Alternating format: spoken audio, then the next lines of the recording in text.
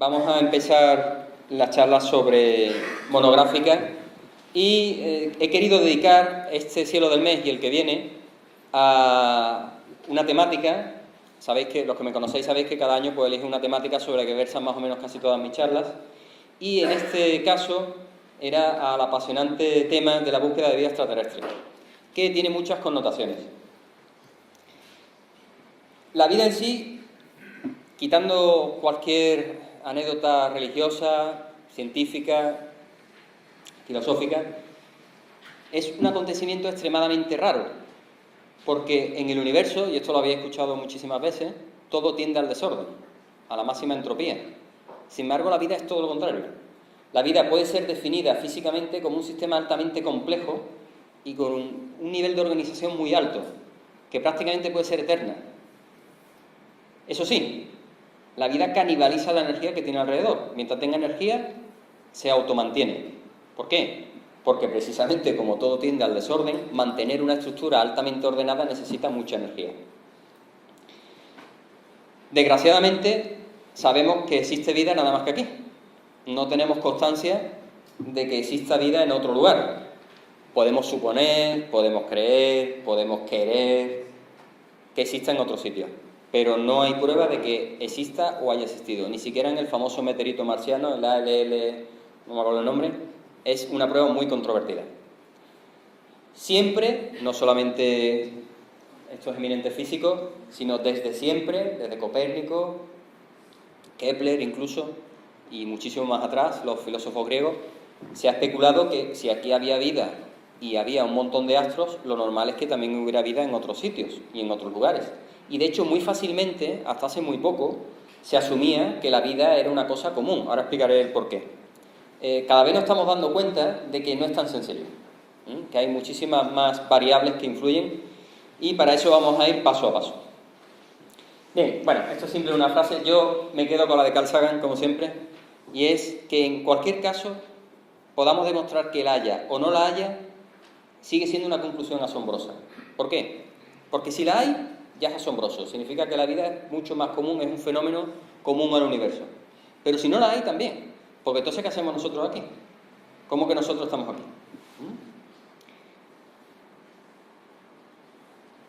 Normalmente la posición de los físicos ha sido pesimista. Jacques Monod, que es el primero que hemos visto atrás, decía: el hombre está solo. ¿Por qué ha sido pesimista? Luego veremos por qué. A mediados de los 50 se empiezan a hacer experimentos de cómo surge la vida, ¿no?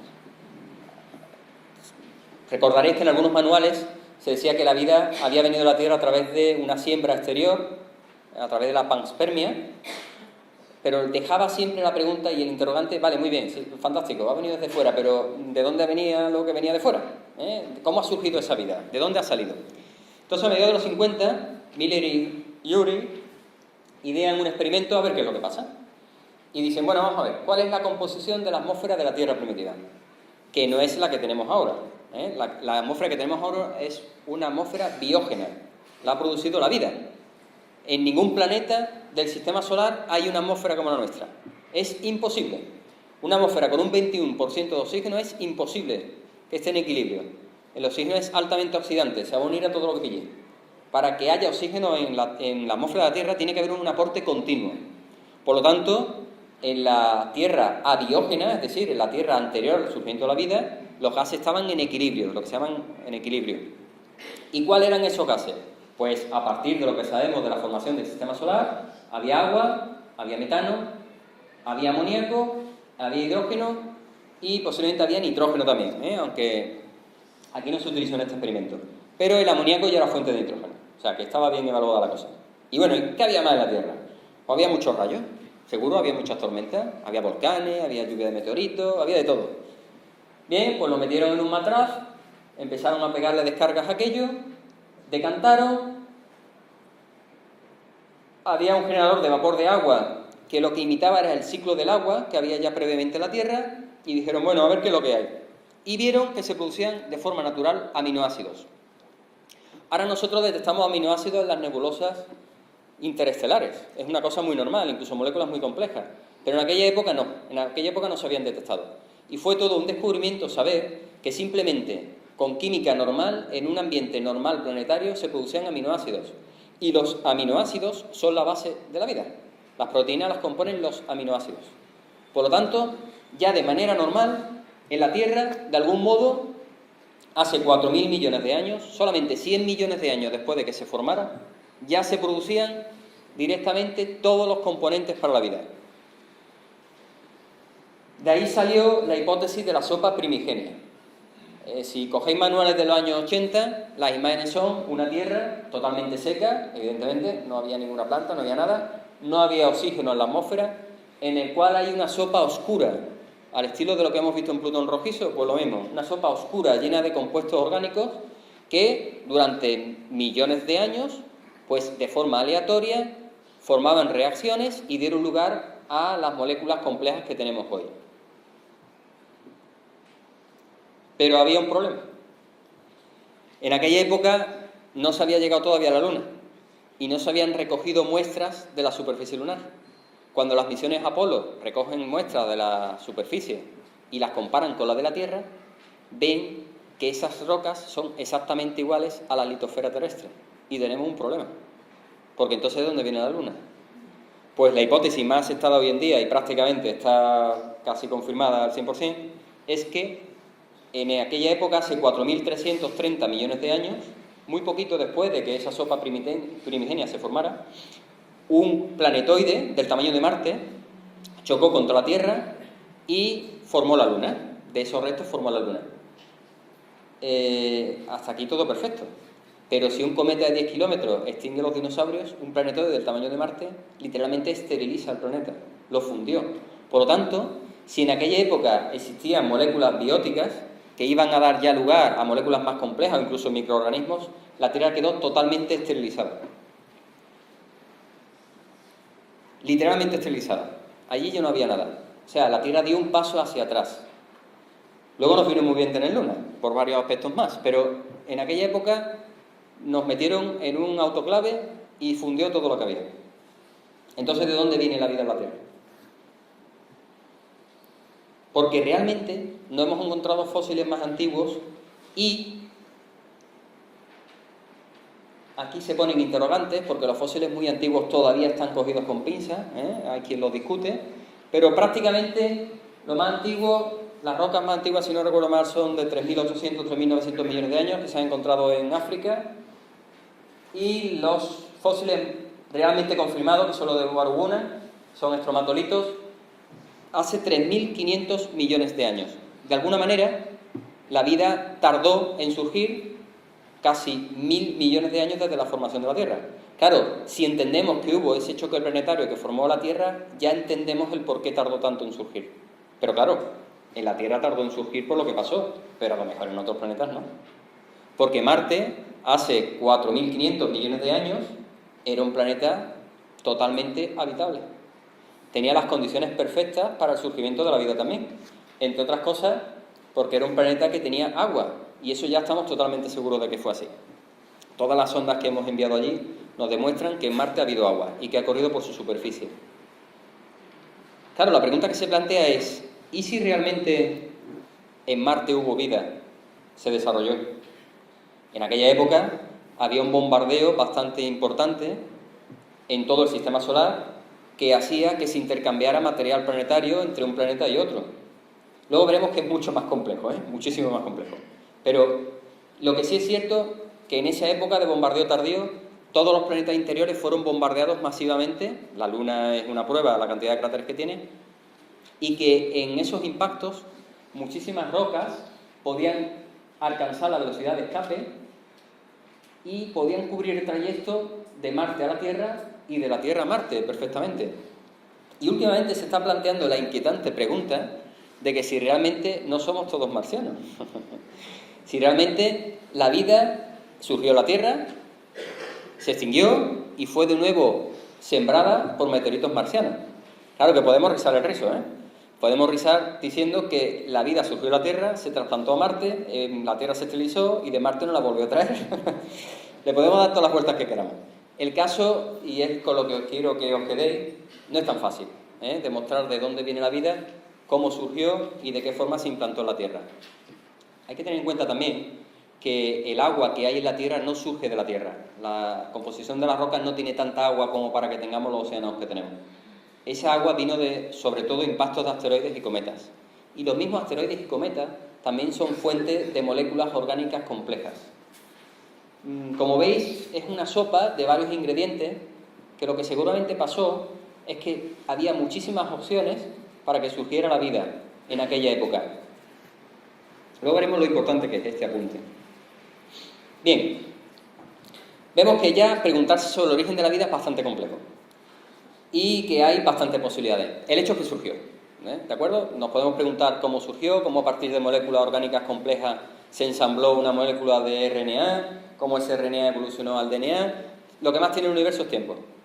Nosotros nos parece muy complejo, pero si dejamos un montón de moléculas durante 1000 millones de años que funcionen, al final resulta que algo sale seguro. Pero otra cosa es la inteligencia. Normalmente tendemos a pensar que la evolución es un proceso lineal y que siempre va en busca de la máxima complejidad. Eso es un completo error. La evolución es totalmente ciega. La evolución es una fuerza de la naturaleza, una de las más fuertes que existen. Es capaz de moldear toda la vida, pero no tiene un fin determinado. El único fin que tiene la evolución es la supervivencia. Punto. La adaptación al medio y sobrevivir. No tiene otra opción. No busca, yo voy a tardar 700 millones de años en producir un ser humano. No. Es totalmente ciega. ¿Por qué? Igual si los dinosaurios lo hubiéramos dejado un poquito más, pues yo tendría un aspecto más verdoso, tendría este aspecto y además iría desnudo, por lo visto. Por lo visto no se iban a vestir tampoco, pero bueno. Bien, Darwin dejó esto muy claro, Lo que pasa es que el pensamiento humano tiende a que todas las estructuras van con una finalidad. El famoso ejemplo de que los humanos tenemos nariz para llevar gafas. No, llevamos gafas porque tenemos nariz, tenemos donde apoyarla. Bueno, pues esto es la evolución. Y sí, efectivamente. Se utiliza mucho lo que se llama la paradoja del borracho. Bien, imaginaos, o no imaginaos, a lo mejor a alguno le ha pasado alguna vez, que tiene tal torta en lo alto que tiene que llegar a su casa. Y al final llega, no sabemos cómo, pero llega. Sin embargo, para llegar a su casa se ha chocado con todas las farolas que había por el camino, todos los coches que había en el camino y un par de transeúntes que también había. Esto es realmente lo que evoca lo que es la evolución. La evolución va dando pasos de ciego, va chocándose por todos lados. Y cuando ve que un camino se le corta, tira por otro. Y si este se me corta, tiro por otro. Va buscando una salida siempre, pero no necesariamente la complejidad. Realmente, el organismo más resistente que hay en la Tierra es la vulgar cucaracha. Quitando otro protozoo que hay por ahí. Y que yo sepa, las cucarachas no han llegado a Marte. Sin embargo, es la forma de vida más exitosa. Bien, las líneas evolutivas son todas adaptativas, que es todo lo que os quiero decir. Es decir, se adaptan a cualquier ambiente. Por ejemplo, hay un libro muy bonito por ahí que hace un poco de especulación. Hay muchos libros ya últimamente que hacen especulación de, bueno, quitamos los humanos del medio, vemos cómo evoluciona el clima y qué formas de vida puede haber. Bueno, pues igual resulta que los mandriles, como se quedan sin leones en la estepa africana, pues toman el relevo y ocupan ese nicho. O los caracoles, ¿verdad? Como se quitan de en medio cualquier otro depredador, pues alcanzan el tamaño de un autobús. Bien, durante toda la evolución de la vida se ha demostrado que cuando se quita una forma de vida, aparece otra que está mejor adaptada y ocupa ese nicho. Sin embargo, de alguna manera, y no sabemos realmente por qué, la vida en la Tierra, aproximadamente durante 200 o 300 millones de años, la inteligencia, tal como la conocemos, ha perdido vacía. Realmente yo no diría inteligencia. El término inteligencia se utiliza a veces mal. Digamos, el nicho de una especie tecnológica con afán de comunicarse ha permanecido vacío. ¿Por qué digo esto? ¿Un delfín es inteligente? Sí, ¿verdad que sí? ¿Pero es tecnológico? No. ¿Tiene afán de comunicarse? Sí. ¿Pero de comunicarse con quién? Con nosotros, ¿verdad? Interactúa, pero ¿ha construido un radiotelescopio? Que sepamos, no, ¿verdad? ¿Un perro es inteligente? Sí. ¿Se comunica? Sí. ¿Es capaz de construir un telescopio? No. Por eso, lo curioso de todo esto, y claro, como tenemos nada más que un ejemplo, que somos nosotros, esto es como cuando uno habla de uno mismo. Uno es el más guapo, el más alto, el más inteligente. Pues en la especie humana nos pasa lo mismo. Nosotros somos especiales. Pero realmente, en toda la historia evolutiva de la Tierra, desde que se forma hasta ahora, solamente ocupamos 25 segundos de todo. Si toda la historia se resumiera en un año, los últimos 25 segundos aparecemos nosotros. Aparecemos, ¿eh? O sea, si yo me voy 100.000 años para detrás, soy un humano, pero vamos, tampoco he construido un radiotelescopio. ¿De acuerdo? Bien.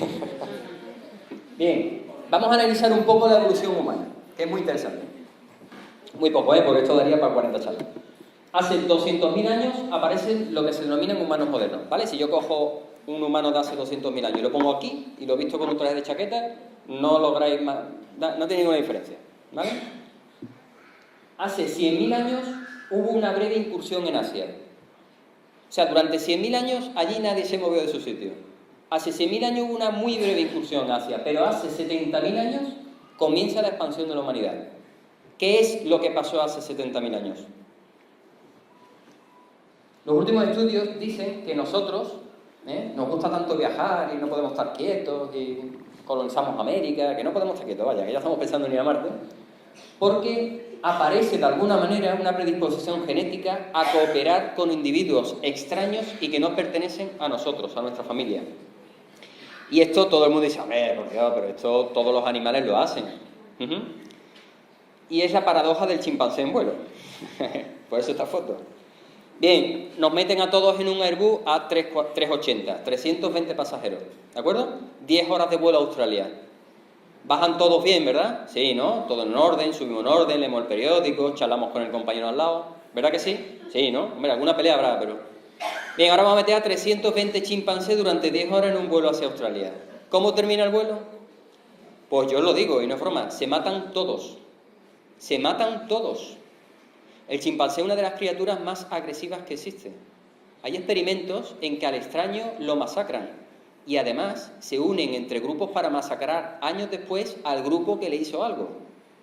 Y es un chimpancé que no tiene capacidad de fabricar armas como nosotros. Sin embargo, nosotros que sí tenemos esa capacidad, somos capaces, en la parte buena, en la parte mala tenemos la del chimpancé.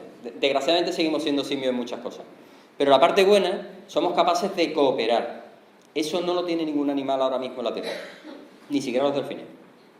Ese afán que tenemos nosotros de cooperación es lo que nos permitió el poder afrontar retos que eran muy complejos. Por ejemplo, atravesar el estrecho de Bering en una canoa con 10 personas que no se conocían de nada. O hibridarnos con otras tribus. O ir a otra tribu y lo que se ve en Busca del Fuego y coger a otra mujer de otra tribu y realmente tener descendencia con ella. Eso es muy difícil que se dé en otros niveles de naturaleza. Y además se dio la circunstancia feliz, pero que para nosotros también ha tenido la parte mala, que somos capaces de fabricar herramientas, sobre todo herramientas de larga distancia. Esas dos combinaciones hicieron, parece ser, borrar de la faz de la Tierra a los neandertales, aunque hubo hibridación con ellos, pero sobre todo que colonizáramos todo el planeta en muy poco tiempo. Muy poquito tiempo. Durante 200.000 años no queríamos salir de casita, estábamos allí en la cómoda, calentito, estábamos muy bien, y hace 70.000 años invadimos todo el planeta. Hay otra cosa que sabemos también, y es que hace aproximadamente entre 40 y 70.000 años hubo una glaciación muy fuerte que la humanidad estuvo a punto de extinguirse. Realmente sobrevivió porque se vio abocada a sobrevivir en los márgenes litorales. Sabemos que sobrevivimos a base de comer mejillones, muchos mejillones además. Bien, eso parece que exacerbó el que las poblaciones humanas de aquella época tendieran a sobreproteger los recursos y exacerbó esa línea genética que teníamos de cooperación. Es decir, cooperábamos entre nosotros para proteger los limitados recursos que teníamos en el litoral. No había más nada, o sea, salíamos del mar y lo que había era una estepa helada, no había nada. El planeta estaba totalmente helado y fue una selección genética muy fuerte para que nosotros fuéramos animales altamente cooperantes, pero también altamente agresivos. Como veis, la evolución es totalmente ciega. O sea, un hecho totalmente fortuito provocó que de varias líneas que había y de varios animales que en aquella época existían sobre la Tierra, fuéramos nosotros los que tuviéramos, bueno, esa inquietud por colonizar espacios nuevos y cooperar. Bien, ¿qué es la ciencia?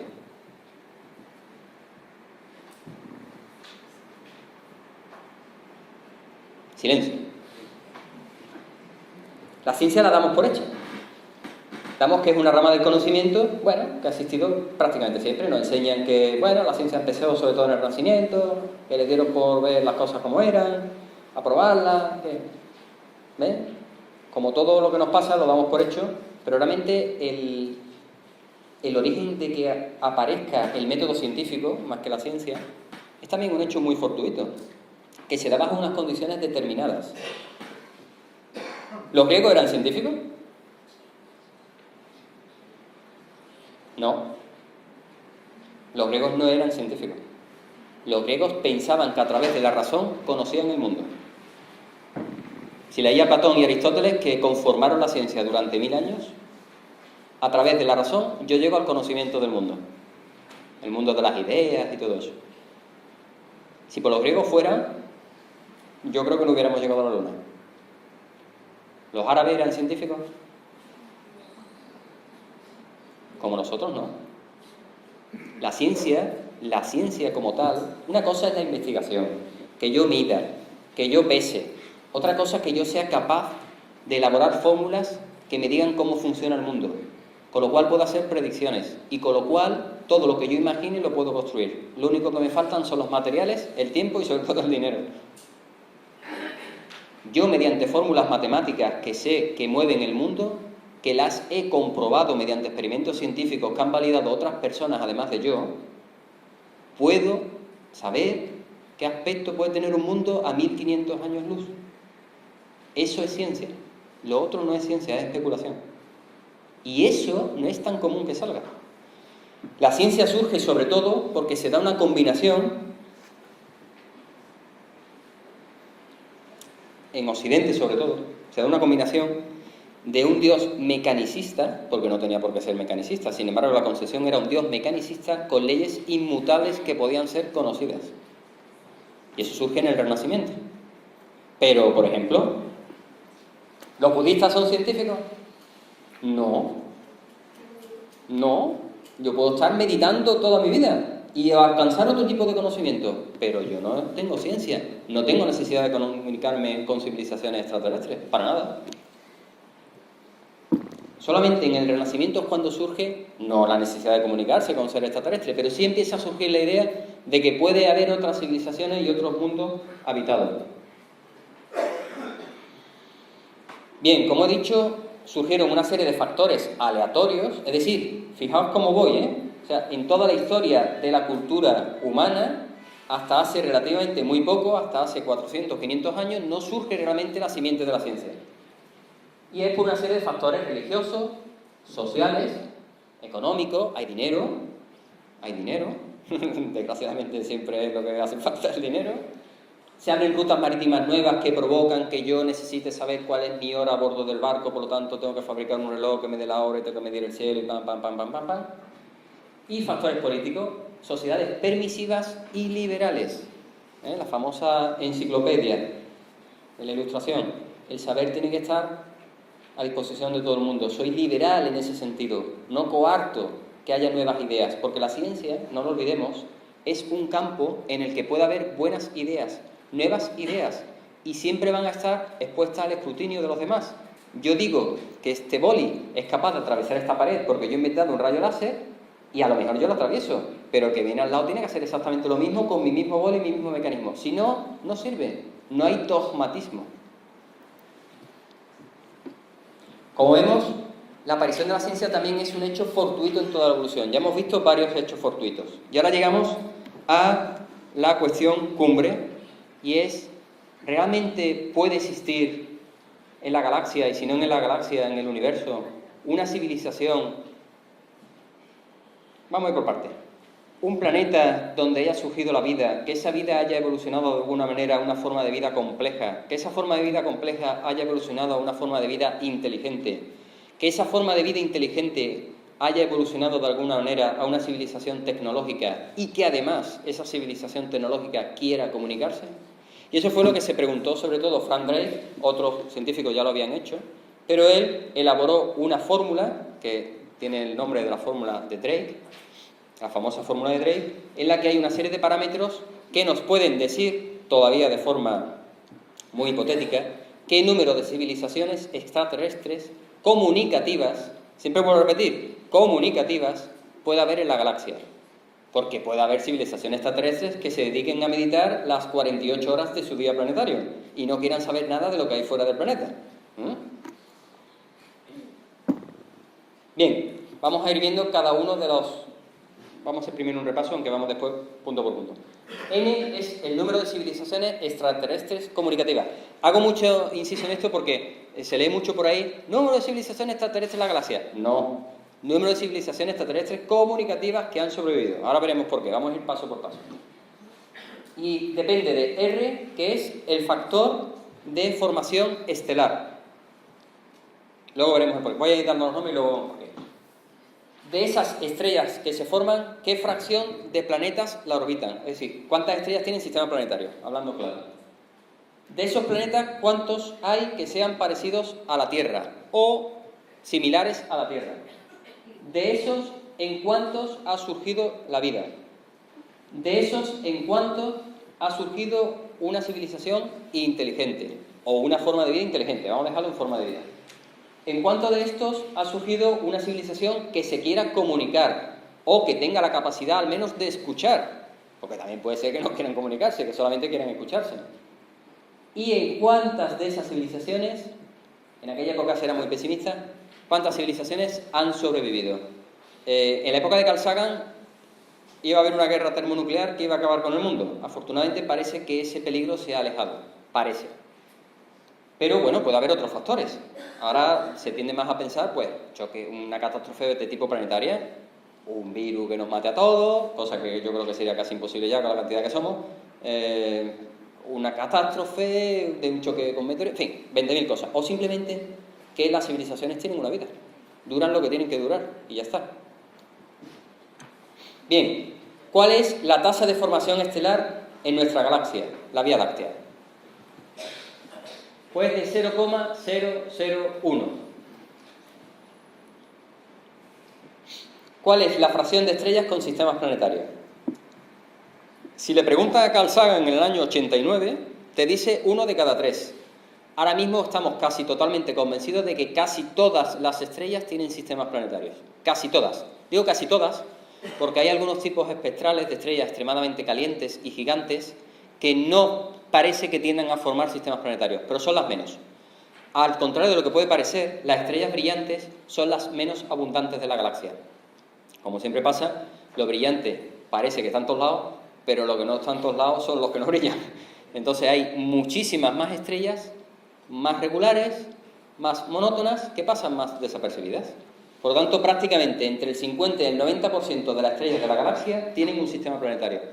Estamos hablando que la galaxia tiene, según el último censo, 200.000 millones de estrellas. Es decir, pueden existir entre 100.000 a 180.000 millones de sistemas planetarios. Todos estos son los descubiertos por la sonda... Bueno, ahora lo veremos. La sonda Kepler ha descubierto unos pocos. Ya vamos casi por 2.000. Bien, ¿qué número de todos esos planetas, de todos esos sistemas, tienen planetas parecidos a la Tierra? Aproximadamente se estima entre el 5 y el 10%. Bueno, aquí hay mucha discusión. Lo veremos en el mes que viene, entraremos más en profundidad en el tema. No siempre un planeta parecido a la Tierra tiene que ser igual de bueno como la Tierra. Pero bueno, haciendo una estimación más o menos, quedándonos sin ser demasiado optimistas, vamos a decir que cada sistema tiene un planeta, como nosotros. Bien. ¿Por qué tenemos tantas dudas? Porque claro, ahora mismo hay un planeta, que es como la Tierra, que es habitable. Pero, ¿y si yo tuviera una máquina del tiempo y viajara hace 4.000 millones de años atrás? ¿Cuántos planetas habitables tendría el sistema solar? Pues curiosamente tendríamos a Venus, tendríamos a la Tierra y tendríamos a Marte, como potencialmente habitables. Quiere decir con esto que en toda la historia de un sistema planetario, las condiciones que se dan para albergar vida varían. Tengo una mala noticia, y es que la Tierra seguirá siendo habitable solamente en los próximos 700 millones de años. Nos queda muy poco. Bien, hemos consumido el 70% del tiempo en el que un planeta en el sistema solar es habitable. Si dentro de 1.000 millones de años viene una civilización extraterrestre, se encontrará que la Tierra seguramente es inhabitable. Curiosamente, Marte empezará a serlo. Es muy dinámico esta frontera entre lo que es habitable y no.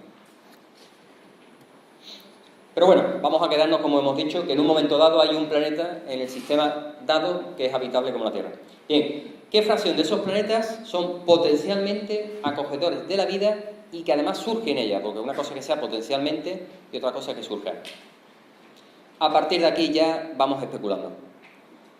Los números varían desde 0,1 a 1, o sea, entre 1 y 10 veces esa probabilidad. ¿Por qué? No sabemos si surgió la vida en Marte, no sabemos si surgió la vida en Venus. Si surgió la vida en Venus no lo vamos a poder saber, a 450 grados la superficie ya no queda nada. No sabemos si surgió la vida en la Luna Europa, no sabemos si hay vida en Encélado, no sabemos. Sabemos que hay en el nuestro nada más. Luego, a partir de aquí, todo es especulación. Sí sabemos que en el sistema solar, en un planeta surgió la vida, que es el nuestro.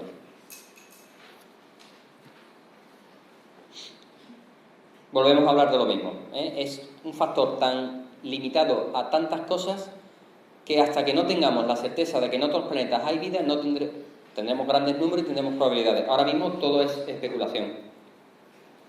Bien, venimos aquí realmente al punto importante de la cuestión.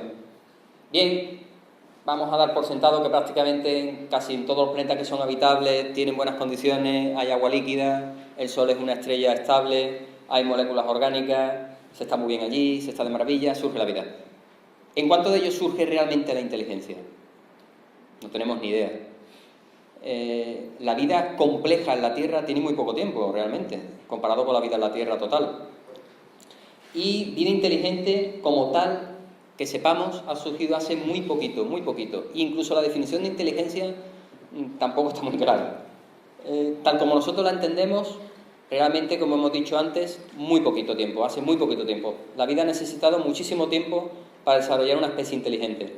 Si hubiera estrellas cuyo periodo de vida fuera inferior a 4.500 millones de años, por lo que sabemos, la vida inteligente no se hubiera podido desarrollar. Hubiera muerto antes de que pudiera surgir. La estrella estaría muerta. Solamente en estrellas como el Sol, o parecidas al Sol, que tienen vidas bastante más largas y estables, sobre todo estables, serían capaces de albergar planetas con el suficiente tiempo para que se diera la ocasión de que surgiera vida inteligente. Esto limita mucho, en realidad, el número total de planetas en los que puede surgir la vida. Ahora mismo las mejores estimaciones, por decir algo, es del 1%. Bueno, podemos poner un 5, podemos poner un 10, podemos poner un 20, podemos poner lo que nos dé la gana. Un 1%, ¿por qué? Por ser extraordinariamente cautos.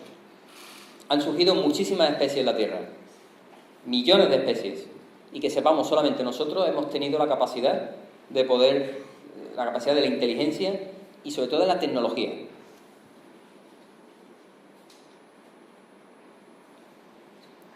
Bien, y como hablamos antes, ¿qué fracción de esos planetas en los que ha surgido la vida, en los que ha surgido la vida inteligente, surge una civilización tecnológica? Es decir, ¿qué es la tecnología?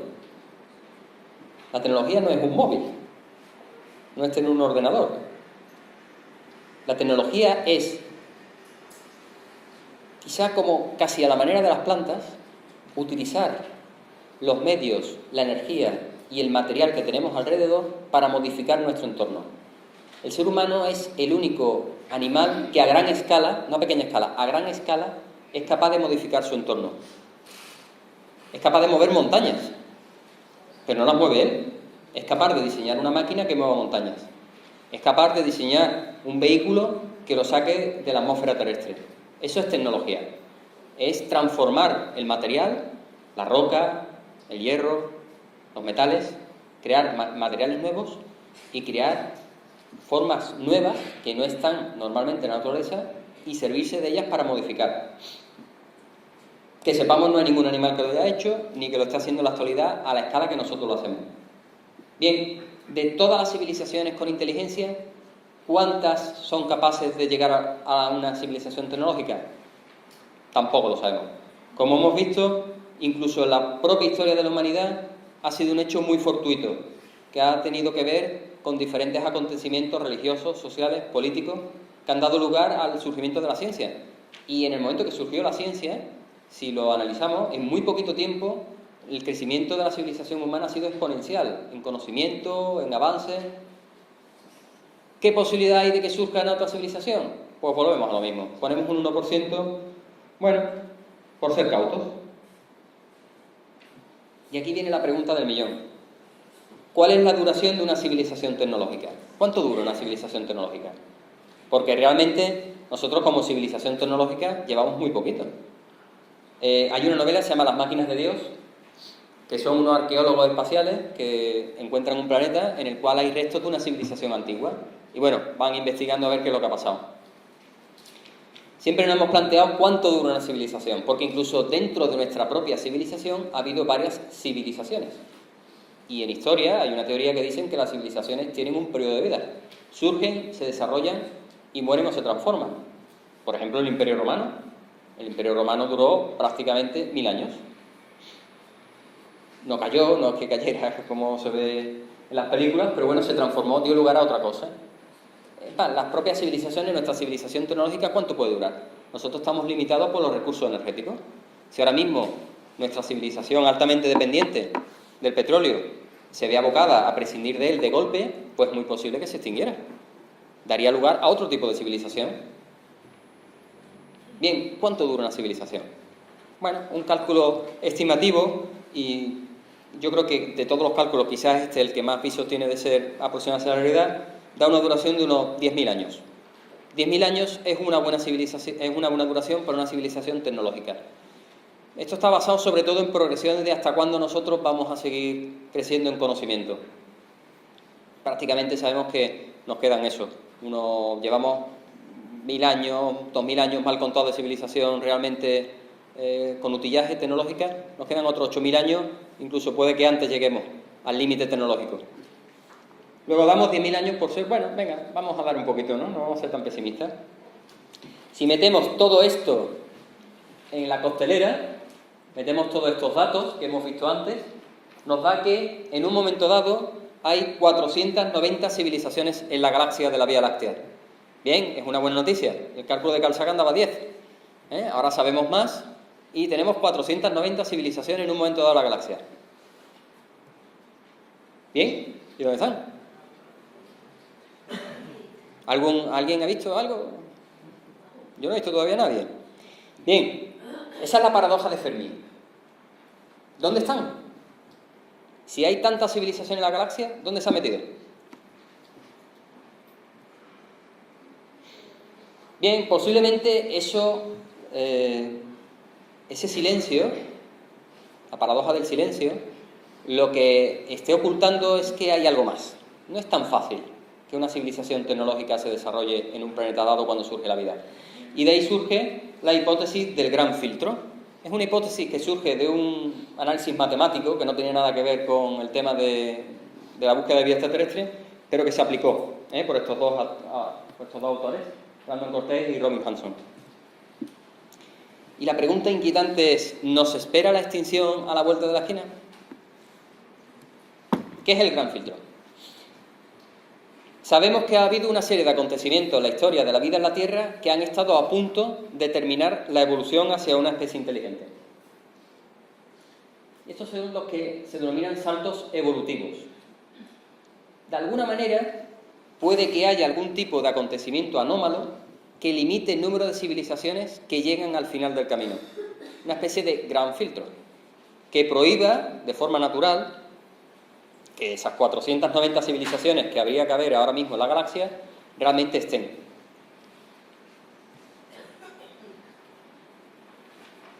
Si nos fijamos, desde la formación del sistema solar hasta la actualidad han pasado, números redondos, 5.000 millones de años. La vida surgió hace aproximadamente 4.200 millones. Han hecho falta esos 4.200 millones de años para que surja una civilización tecnológica comunicativa. Sin meternos en mucho lío de cálculo, 1 partido n es el número de acontecimientos de filtros que hay en una civilización dada y que ocurren cada X tiempo, que se van pasando hasta que llega el gran filtro. Es decir, si pasamos el gran filtro, seguimos adelante, si no, se extingue. Y eso ocurre en la Tierra cada 800 millones de años. El gran filtro no es un choque de asteroides, eso no tiene nada que ver. Son los grandes acontecimientos que marcan grandes hitos en la historia de la evolución de la vida en la Tierra. El primero es el surgimiento de la vida. Y el surgimiento de la vida cuadra en esa hipótesis si la vida surgió antes en la Tierra, se esterilizó con el choque que produjo el surgimiento de la Luna y se volvió otra vez a resembrar por Marte. Si no, algo falla en la hipótesis, un poco forzado, pero es un argumento a favor de la hipótesis de que la vida realmente volvió desde Marte cuando se esterilizó la Tierra. Hay estos 6 grandes hitos: el surgimiento de la vida, la aparición de la fotosíntesis. No es un hecho baladí la aparición de la fotosíntesis. La aparición de los eucariotas, los organismos complejos. Eso posibilitó la formación de vida compleja. La reproducción sexual meiótica, entendido como yo no me clono, yo tengo variabilidad genética. 2 células empiezan a intercambiar material genético y sale otro organismo diferente al anterior. Es decir, es el principal mecanismo evolutivo, no solamente por mutación. La explosión cámbrica, es decir, de organismos muy simples, de pronto surge predador y predado, cazador y cazado. Antes los recursos eran ilimitados, no existía la presa ni el cazador. A partir de la explosión cámbrica sí, y empiezan a surgir especializaciones, es una carrera de armamento. El cazador cada vez se especializa más y la presa se especializa cada vez más en defenderse. Y la aparición de nosotros, no porque nosotros seamos especiales, sino porque realmente somos la única especie en el planeta que somos capaces de comunicarnos. Bien, vamos a analizar el acontecimiento número 1. Es lo que hablamos. Quizás pasamos, digamos, ese primer filtro de la esterilización total del planeta por un choque con un asteroide del tamaño de Marte. Bueno, la vida se extinguió y volvió a surgir. El acontecimiento número 2, la gran oxidación, hace 2.500 millones de años. Lo hablaba al principio, la atmósfera de la Tierra es biógena, es decir, está producida por la vida. Si no, no podría mantenerse. De hecho, cuando las primeras células fotosintéticas, las cianobacterias, empezaron a producir oxígeno, aprovechando la energía del Sol, envenenaron el planeta. Todas las formas de vida que no eran capaces de aprovechar el oxígeno murieron. Hubo una gran extinción. Solamente aquellas formas de vida que hicieron una colaboración con un pequeño orgánulo que iba por allí, que se llama mitocondria, y que lo incorporó dentro de la célula, fue capaz de aprovechar el oxígeno para obtener más energía que cualquier otro tipo de mecanismo celular y, al tener más energía disponible, poder formar organismos más complejos. Fue un hito bastante importante y, por supuesto, cambió totalmente la geoquímica del planeta Tierra. Bien, el acontecimiento de los eucariotas y la reproducción sexual. Al aparecer las células diferenciadas con orgánulos complejos y esas asociaciones de células complejas en tejidos diferenciados, pudo dar lugar, se sentaron las bases, a la aparición de la vida compleja. Nosotros no nos olvidemos, nosotros pensamos como un todo, pero somos más de 200 billones de células distintas, cada una con una especialización distinta. La explosión cámbrica, que acontece hace 700 millones de años, que en paleontología tiene su importancia, en la fauna de Diácara, fue un hito importante porque se pasó de estromatolitos y 4 cosas más que pululaban por allí a, de pronto, el registro fósil llenarse de especies cada vez más complejas y monstruosas realmente, de trilobites, un montón de Eucaryosteris, que era como una especie de cangrejo, y empieza la competición en la vida. Realmente ahí empieza la evolución como tal, la conocemos, entre predador y presa, que empuja la evolución, los nichos cada vez son más pequeños, la disponibilidad de nutrientes cada vez menor y empieza la competición en la vida. Y hace 2 millones de años aproximadamente el surgimiento de los homínidos, como hito más importante.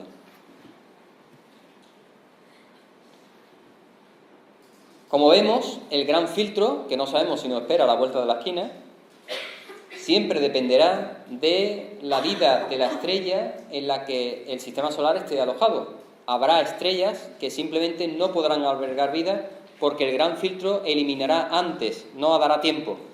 La vida terminará en uno de los lapsus, si siguiera el mismo ciclo biológico que nosotros, uno de los lapsus anteriores.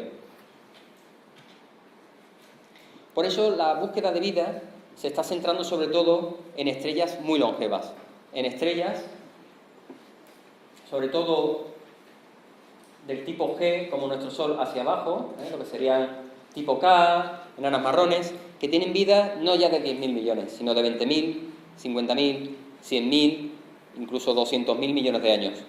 Simplemente por número, por tener tiempo, por darle tiempo. En estrellas que son más masivas que el Sol, va a ser casi imposible hallar vida inteligente. A lo mejor podríamos encontrar vida biológica como había en la Tierra hace 4.000 millones de años o 3.500, pero no mucho más compleja, no le habrá dado tiempo.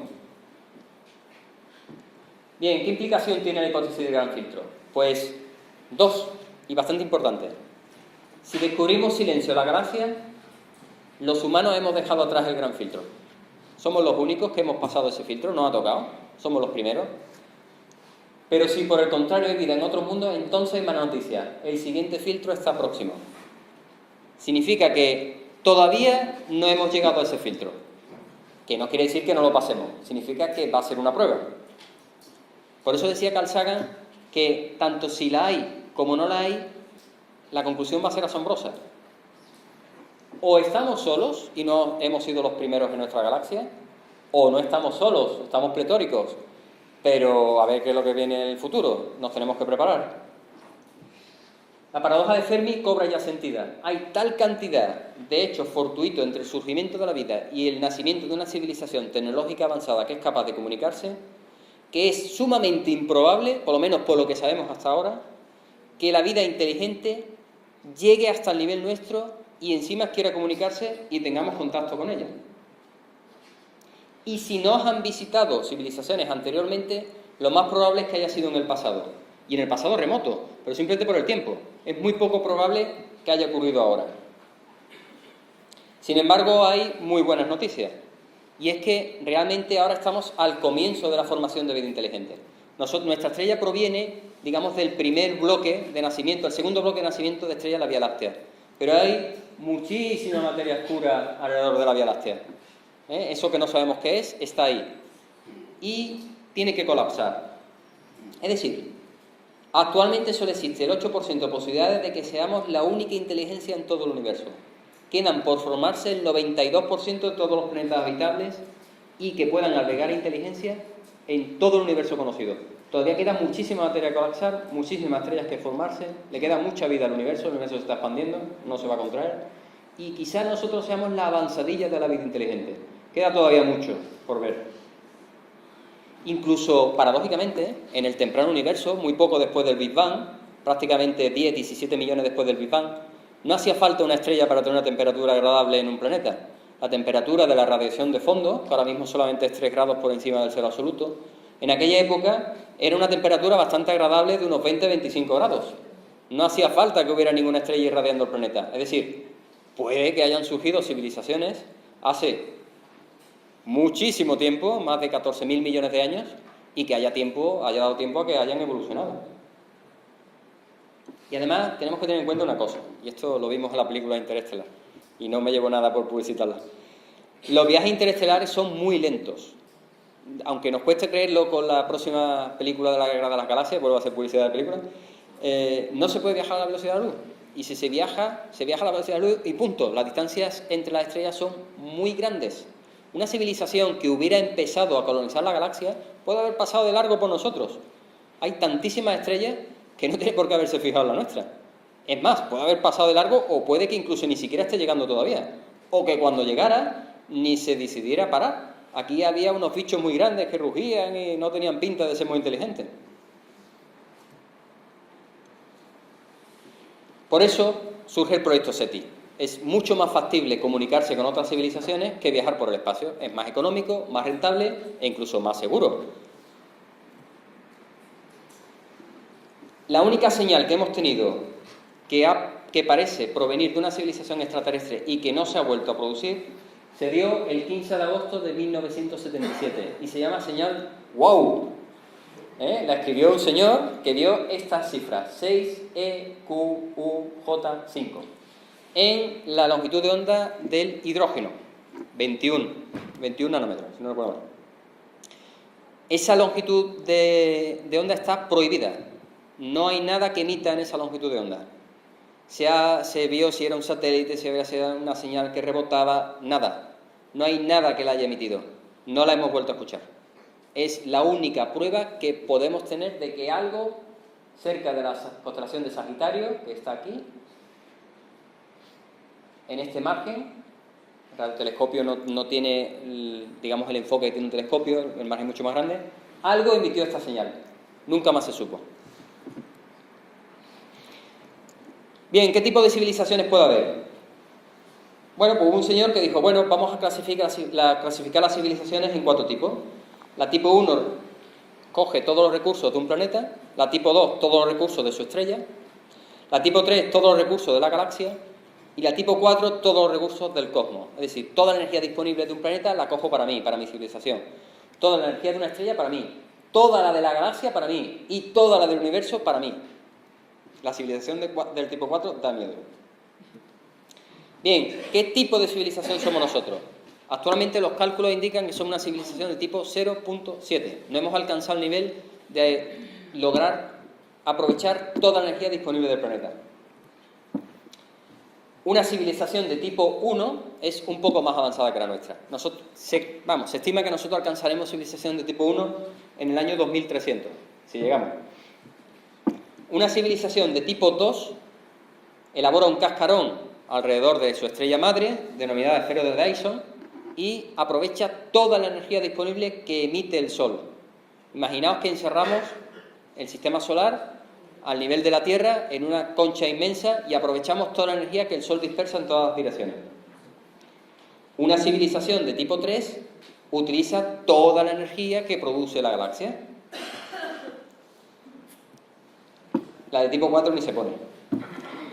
Bien, pues últimamente hay una estrellita que ha saltado a la palestra a los observadores que se llama KIC 8462852, que nos trae de cabeza porque tiene una variabilidad muy rara y un grupo de científicos dijo, bueno, esta variabilidad solamente se puede entender de 2 maneras. O bien, de alguna manera, se ha destruido una cantidad de asteroides masiva que están cayendo hacia la estrella y provoca una variación en el brillo, o se están construyendo algún tipo de artefacto extraterrestre que periódicamente eclipsa el brillo de la estrella de forma irregular. La estrella está localizada muy cercana al objeto 6866, cerca de Deneb, entre Alfa y Delta, en el Cisne. Kepler, la sonda Kepler, el cuadrado que está monitorizando es este, no es casual que haya surgido ahí. Es una estrella, bueno, normalita de la galaxia, un poquito más brillante que el Sol, un poquito más grande en masa y en radio, una luminosidad bastante mayor que el Sol, pero una metalicidad algo más baja. Metalicidad son aquellos elementos más allá del hidrógeno y el helio, y muy rápida de rotación, gira muy rápida. Esto al principio se intentó explicar esa variación por el periodo de rotación que tenía la estrella. Una estrella muy rápida, quizá tenga manchas solares muy grandes, pero se han hecho un montón de estudios y no cuadra. Y es esta variación. En 500 días se produce esta variación. Vamos acortando y en 20 días hay estos picos, que son inexplicables. El artículo está disponible en la red. Vosotros ponéis esto y os salta el artículo. Como he dicho, hay 2 explicaciones. O se está destruyendo masivamente asteroides en esa estrella y con una masa enorme. Tendrían que destruirse asteroides con una masa de 0,9 masas lunares. Para que hagáis una idea, toda la masa que hay en el cinturón de asteroides solamente tiene la tercera parte de la masa de la Luna. Si cogiéramos todos los pedrusquitos que están orbitando, sería 1/3 de la Luna. 0,9 masas lunares es un cinturón de asteroides bestial. Posiblemente no exista. Pero bueno, cabe esa posibilidad. Es la única posibilidad que hay científica. Otra, y por qué no soñar, es que estamos detectando por primera vez una esfera de Dyson. Es decir, quizás haya una civilización tecnológica que está construyendo un artefacto tecnológico muy superior a nuestra capacidad actual alrededor de su estrella y esté aprovechando su energía. El caso es que se ha comunicado a SETI, todas las antenas se han orientado a Kik, a esta estrellita, a ver si escuchamos algo, a ver si escuchamos las comunicaciones de los obreros mientras están construyendo aquello. Con esto os doy muchísimas gracias por atenderme y aguantar la explicación. Espero que os haya gustado y os emplazo al cielo del mes de diciembre, donde entraremos un poco más en profundidad. Muchas gracias.